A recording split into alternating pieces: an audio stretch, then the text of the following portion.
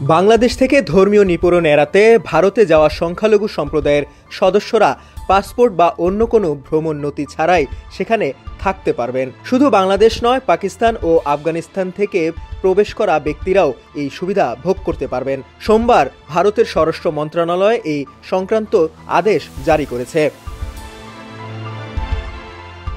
স্বরাষ্ট্র মন্ত্রণালয়ের আদেশে বলা হয়েছে, আফগানিস্তান, বাংলাদেশ ও পাকিস্তানের সংখ্যালঘু সম্প্রদায়ভুক্ত কোনো ব্যক্তি, হিন্দু, শিখ, বৌদ্ধ, প্যারিস ও খ্রিস্টান যারা ধর্মীয় নিপীড়ন বা নিপীড়নের শঙ্কায় ভারতে আশ্রয় নিয়েছেন এবং 31 ডিসেম্বর 2024-এর আগে প্রবেশ করেছেন, তারা বৈধ নথি ছাড়াই ভারতে থাকতে পারবেন। বৈধ পাসপোর্ট বা নথি ছাড়াই যারা এসেছিলেন কিন্তু যার মেয়াদ শেষ হয়ে গেছে, তারাও এই নিয়মের বাইরে থাকবেন।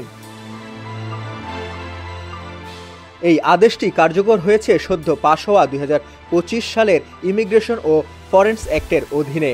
আইনটি সোমবার থেকে কার্যকর হয়। এতে 2014 সালের পর ভারতে প্রবেশ করা অনেক মানুষ শাস্তি পাবেন, যাদের এতদিন বৈধ পরিচয় নিয়ে অনিশ্চয়তা ছিল।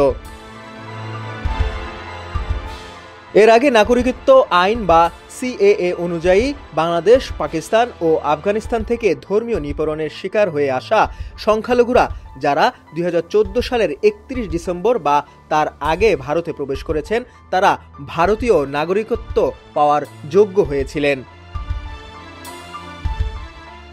ডেস্ক রিপোর্ট, সমকাল।